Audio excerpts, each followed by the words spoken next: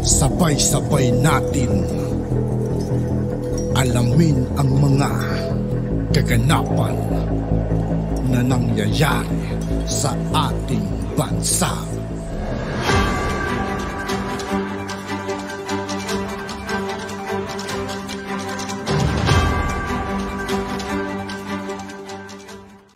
Yo, what's up mga kaibigan? This is I2K po again.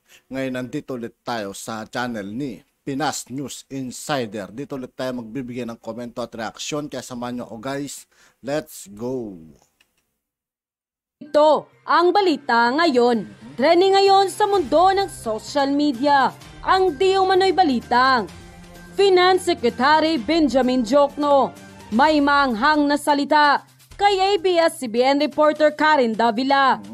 Dahil di umano sa kanyang controversial statement na tila bayaran ng President na si Bongbong Marcos ng kanyang gobyerno ang mahigit sa 11 trillion pesos na utang ng Pilipinas. Pero bago ang lahat, kung bago ka pa sa lahat ng hindi pa nakasubscribe mga kaibigan kay Pinas News Insider, mag-subscribe na po tayo at huwag nyo rin pong kalimutan mag-subscribe dito sa aking channel. Lamang sa aming channel, please huwag kalimutang mag-subscribe at i-click ang notification bell para mas maging updated pa kayo lalo sa lahat pa ng bagong video na i-upload namin. At ito na nga mga kababayan, tila ipinamukha ni Benjamin Diokno kay Miss Karen Davila na limitado ang kaalaman nito at huwag ipilit pa ang kanyang mga nalalaman. Sa loob nga raw ng mahigit na 30 taon, nakita mismo ni Benjamin Diokno ang kaibahan ng mga gobyerno at ang mga pangulong na mahalas sa Malacanang. Inihan tulad nito na mas mabuti si dating Pangulong Rodrigo Duterte at si Pangulong Bongbong Marcos na siyang parehas nakipagtulungan para hindi lamang bigyang lunas at bigyang kasagutan ang utang ng bansa, kundi mas bigyan pa ng maraming pangkabuhayan at oportunidad ang mas marami pang Pilipino. Tila wag raw ipilit mismo ng dilawang reporter na ang isa sa mga administrasyon ng Aquino ang siyang pinakamagaling. Kanilang nilinaw na wala sa kalingkingan ni dating Pangulong Rodrigo Roa Duterte ang administrasyon ng nagdaang mga dilawan. Dahil ang kanilang ginawa ay mas lalo pang nagbao ng utang sa ating bansa. Samantala, hindi naman mapigilan ng marami sa ating mga kababayan na magbigay ng kanilang hinaing at komento. At ayon pa sa kanila, kahit sinong maging Pangulo ng Pilipinas ay walang magagawa kundi mangutang. Kapag kasi walang law ng gobyerno, mahihirapang tumakbo ang pamahalaan. Ang importante, pinapagulong yung perang inutang sa ikauunlad ng Pilipinas. Ang masama lang nito kung napupunta sa graft and corruption ng perang inutang o inuutang. Ayaw talagang makinig sa katotohanan ang mga napapahiya ng tumanggap ng pagbabago at pag-unlad ng ating bansa. Mas mahirap, mas masaya sila. Ewan ko kung bakit. Bakit nga ba? Akala ko ba, sabi niya, pag nanalo si Pangulong Bongbong Marcos bilang presidente ng Pilipinas, she will migrate abroad. Wala palang palabra di honor. Ano Karen Davila, mula noon hanggang ngayon, puro ka kontra kay PBBM. Feeling mo mas magaling ka pa sa presidente. Kung ako sa'yo, magkikiisa ka sa layunin ng ating administrasyon ngayon para makamit natin ang tagumpay. Lalo na ngayon na sobrang hirap na nga ng buhay. Puro naman kayo batikos. End quote. We have several questions from the Malacanang Press Corps. First one, Melanie Reyes of Radyo Pilipinas. Sir, good afternoon po. Ito pong inauguration ng Global Power Battery Energy Storage System, will this contribute to the overall target of the administration to achieve 35% of the renewable energy in the country by 2030? Well, it depends on where the source of energy comes from. The batteries do not produce energy. What it does, it stores energy. And if that energy comes from renewables, then we count it, we include it into the mix, the ratio that we calculate. So, but it is most suited for use by renewables simply because renewables are cyclical. And the demand, the load of for electricity does not follow the same cycle. So, kuminsan, yung pinakamataas ang demand, yun ang pinakamahina ang production. Halimbawa, pag solar, gabi na. Ang pinakamalakas natin, alas 6 ng gabi. So, wala ng araw. So, wala tayong makuhang energy. Ngayon, etong ganitong klaseng sistema, yung sobra, doon sa mga oras sa araw na hindi masyadong malaki ang demand, imbis na tinatapon na lang, ay lalagay natin sa baterya. And then we will then apply that to the time of day where it's the most economical, where it is the load is we are able to satisfy the load requirement for electrical power. Thank you, sir. Ms. Harley Valbuena of DZME. Hello, good afternoon, Mr. President.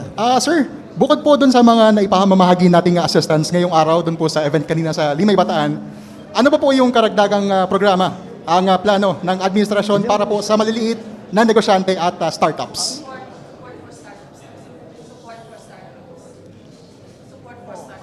Yes, sir. Support for startups, sir. Yung small businesses and yung startups po, yung mga gusto po magnegosyo, sir.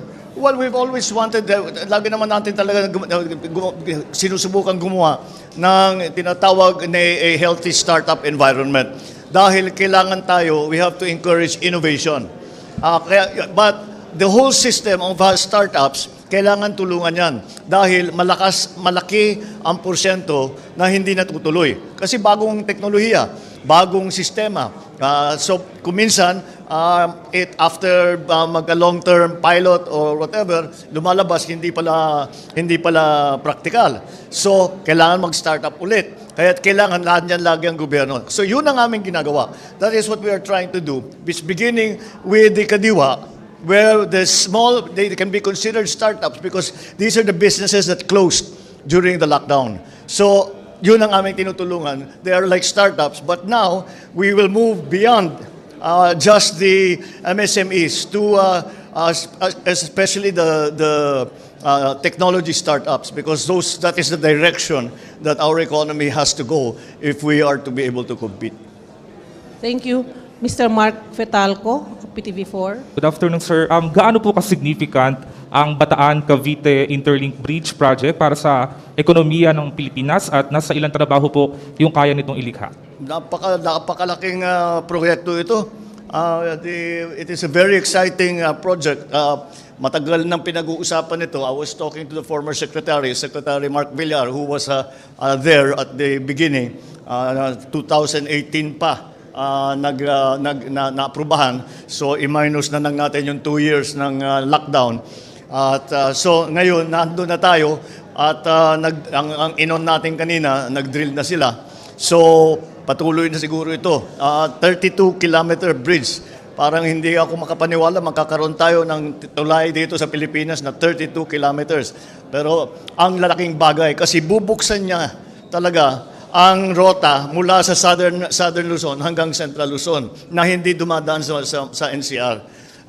Para yun. Tapos it is also will help decongestion doon sa NCR. Pati yung mga port facilities. Kasi nababara na yung Manila Port, masyado ng masyado ng maliit o masyado ng maraming traffic, di pwedeng ililipat dito. So these are the many opportunities as I was asking, there are actually 7 contracts that are going to be implemented. Sabay-sabay yan. So ang estimate natin ni Secmani is 23,000 jobs during construction. And this is a construction that will go on for 5 years. And then in terms of the economic benefit, well, maliwanag na maliwanag yan. Pag binuksan mo yung isang lugar, naging madali ang pagpunta. Isipin natin, mababawasan yung biyahe mula sa 4 na oras ay magiging 45 minutes na lang. Malaking bagay yun. At may magandang daan na can take, hindi lamang mabilis, kung hindi mas madaming nakakayanan na traffic. Kaya ito yung mga problema natin, supply chain problems. This is the solution. The solution to the supply chain problems that we're facing now is connectivity. And when you talk about connectivity ngayon, hindi mo iniisip digital connectivity lang. Iniisip talaga natin yung kalsada, yung sea lanes, lahat ng paraan upang magbiyahe. And that is precisely what this very major infrastructure development is going to. That's the effect that it is going to have. That is what it is addressing. So we are looking forward to its completion as soon as possible. Thank you, Mr. President. Last question, Ms. Joyce Balancio, ABS-CBN. Hi, sir. What are your Holy Week plans? And dagdag ko na rin, do you have specific directives to government agencies as they prepare for the Holy Week? Yes, we have been preparing already for a while. But nadagdagan lang yung ating preparasyon dahil biglang bigla yung init na dumating. At siguro hindi ko naman alam ba't natin nakalimutan na pag Holy Week talagang mainit. But that's another, we have to make sure that everybody is comfortable, that they can get to where they want as quickly as possible. Sa palagay ko naman nakahanda naman kami. Ako simple lang, I'll do what I do every year. I go into retreat for a few days and then I'll spend Easter with my family. Thank you, Mr. President. At yun na nga mga kababayan, At yun nga po mga kaibigan, dito po nagtatapos ng ating reaction video. Muli, ako po si I2K ng Sundalo ng Dunggalo at 811. Maraming salamat sa patuloy na pagsuporta. Peace out.